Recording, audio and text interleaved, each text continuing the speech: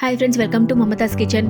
పెద్దవాళ్ళ నుంచి చిన్నవాళ్ళ వరకు మెంతుకూర ఎవరైతే ఇష్టంగా తినరో వాళ్ళకి మెంతుకూర తిననోళ్ళు, ఆకుకూర తిననోళ్ళకి ఇలా రైస్ చేసి పెట్టండి. మెంతికూర పలావ్ చేసి పెట్టండి. చాలా అంటే చాలా ఇష్టంగా తింటారు. పిల్లల లంచ్ బాక్స్లోకి కూడా మీకు ఏది తొందరగా క్విక్గా అయిపోతుందండి. ఈ రెసిపీ చేసి పెట్టండి. వాళ్ళు కూడా రోజు ఒకే రైస్ పెట్టకుండా ఇలా చేసి పెట్టండి.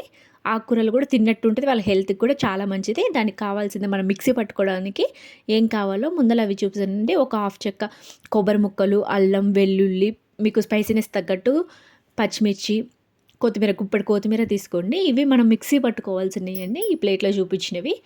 మనం అందులోకి ఆయిల్‌లోకి యాడ్ చేసుకోవాల్సింది మిరియాలు, చెక్క, లవంగ, యాలకులు, బగారా ఆకు, ఇవి మనం ఆయిల్‌లో యాడ్ చేసుకుంటాము. ఇందులో పచ్చి బఠానీలు మిస్ అయిపోయినాయండి. అవి అంటే మిక్సీ కాదండి, పచ్చి బఠానీలు కూడా ఆయిల్‌లో యాడ్ చేసుకునేది. నేను నానబెట్టేసుకొని పక్కకు పెట్టేసుకున్నాను. అవి చూపించడం మర్చిపోయాను. ఒక కట్ట నేను మామూలు మీడియం సైజ్ కట్ట మెంతి కూరని తీసుకున్నానండి. ఒక 2 టమాటాలు, మీడియం సైజు టమాటాలు 2, ఒక పెద్ద సైజు ఆనియన్స్ అనేది 2 కట్ చేసి పెట్టుకున్నాను. మనం ఆయిల్ అనేది కుక్కర్‌లో వండుకోవడం వల్ల తొందరగా అయిపోతుంది. పిల్లలకి కూడా చాలా క్విక్‌గా అయిపోతుంది. మీకు కావాలనుకుంటే మామూలుగా గిన్నెలోనే వండుకోవచ్చు. అలా అయినా బాగానే వస్తుంది. మీకు తొందరగా రెసిపీ అనేది తొందరగా కావాలనుకుంటే ఇలా అయినా వండుకోవచ్చు. ముందల మనం చూపించిన మసాలాలు, చెక్క, లవంగ, మిరియాలు, యాలకులు ఇవన్నీ ఏసుకొని ఫ్రై అయిన తర్వాత మనం కట్ చేసి పెట్టుకున్న ఆనియన్స్ ముక్కల్ని అందులో యాడ్ చేసుకొని సాఫ్ట్‌గా కుక్ అయిపోతే సరిపోతది. నేను చూపించాను బఠానీలు ఇందులో యాడ్ చేసుకోండి. మీకు కాడ పచ్చి బఠానీలు ఉంటే పచ్చి బఠానీలు ఎమ్మటే యాడ్ చేసుకోవచ్చు. పచ్చి బఠానీలు లేకపోతే అవి నైట్ పూట నానబెట్టేసుకొని మార్నింగ్ యూజ్ చేసుకోవచ్చండి. అలా అయినా బాగుంటుంది. ఒకసారి ఇలా ట్రై చేయండి. మెంతి పలావ్ అనేది చాలా టేస్టీగా ఉంటుంది. మనం కట్ చేసుకున్న టమాటాల ముక్కల్ని కూడా అందులో యాడ్ చేసుకొని మెత్తగా అయ్యే వరకు కుక్ చేసుకోండి. మనం వాష్ చేసుకొని సన్నగా తరిగి పెట్టుకున్న మెంతికూరని కూడా అందులో యాడ్ చేసుకొని మొత్తం దాంట్లో ఉన్న పచ్చివాసన అంతా, మెంతికూర పచ్చివాసన పోయి మన ఆయిల్ అంతా పైకి వచ్చే వరకు బాగా ఫ్రై చేసుకోవాలండి.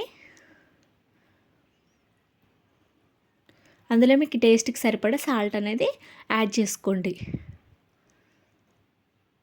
అలా సాల్ట్ యాడ్ చేసుకొని అందులో కొద్దిగా హాఫ్ టేబుల్ స్పూన్ పసుపు యాడ్ చేసుకొని గరిటెతో మొత్తం తిప్పండి. సాల్ట్ యాడ్ చేసుకోవడం వల్ల ఫస్టే సాల్ట్ యాడ్ చేసుకోవడం ఇలా ఏమన్నా పచ్చివాసన ఉన్నా అంతా పైకి ఆయిల్ అంతా పైకొచ్చేసి ఆ స్మెల్ కూడా త్వరగా తగ్గిపోతుంది. మనం మిక్సీ పట్టుకోవాల్సినవి కొత్తిమీర, మీకు స్పైసీనెస్ తగ్గట్టు పచ్చిమిర్చి ముందర చూపించానండి. ఏమేం కావాలో కొబ్బరి చిప్ప, మనం ఒక కొబ్బరి చిప్ప ఉంటుంది కదండీ, 2 కొబ్బరి చిప్పలు, ఒక కొబ్బరి చిప్ప పూర్తిగా వేసుకోండి.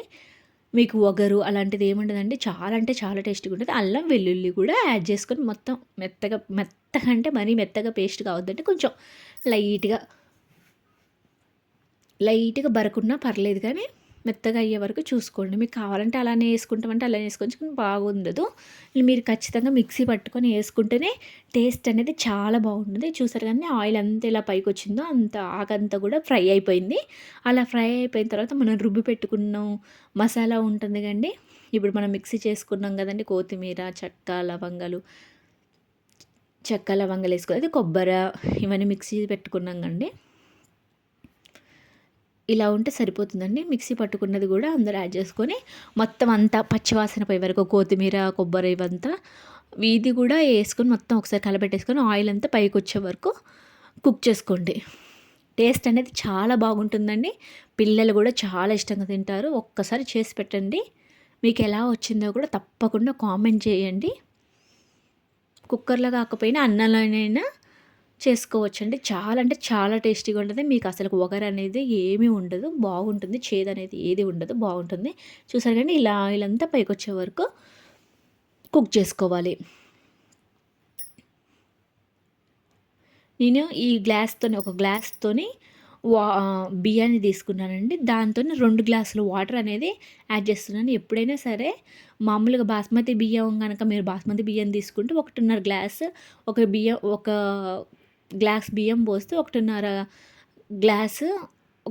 గ్లాసు నీళ్ళు పోయండి. బాస్మతి బియ్యానికనేది తక్కువ పడుతుంది. మనం సోనా మసూరి బియ్యానికైతే ఏం అవసరం లేదండి. కరెక్ట్‌గా ఒక గ్లాసు బియ్యం తీసుకుంటే 2 గ్లాసుల వాటర్ అనేది యాడ్ చేసుకోవచ్చు. నేను నానబెట్టుకున్నానండి బియ్యం అనేది. మీరు వండుకుంటారు అన్న టయానికి ఒక 10 నిమిషాల ముందల, హాఫ్ అన్ అవర్ ముందలైనా పెట్టొచ్చు. నానబెట్టొచ్చు. ఇలా నానబెట్టకపోయినా టైం లేదనుకుంటే ఇలానే కుక్ చేసుకోవచ్చు, బాగుంటది. అలా అయితే కొంచెం మంచిగా వస్తుంది. మీరు కంగారు పడొద్దు. కుక్కర్ ఒక 2 విజిల్స్ వచ్చేసి కుక్కర్ అనేది ఇప్పుడు మనం కుక్కర్ క్లోజ్ చేసినాక 2 విజిల్స్ వచ్చేసి 2 విజిల్స్ వచ్చిన తర్వాత మన ఫ్లేమ్ అనేది సిమ్‌లో పెట్టుకోవాలి. సిమ్‌లో పెట్టుకొని ఒక 5 మినిట్స్ అలా కుక్ చేసుకొని ఆఫ్ చేసుకోండి. ఆవిరంతా పోయే వరకు ఉంచుకోండి. ఆవిరంతా పోయిన తర్వాత మీరు కంగారు పడొద్దండి. మసాలా అంతా పైకొస్తుంది. గరిటెతోని చిన్నిదానంగా మొత్తం కలబెట్టేసుకోండి మసాలా అంతా. చూసారా అండి నేను ప్లేట్‌లో పెట్టిన విధంగా మంచిగా పుల్లు పుల్లుగా రైస్ అనేది చాలా టేస్టీగా ఉంటుందండి. మీకు వీడియో గనుక నచ్చితే, రెసిపీ గనుక నచ్చితే సబ్స్క్రైబ్ చేసుకోండి.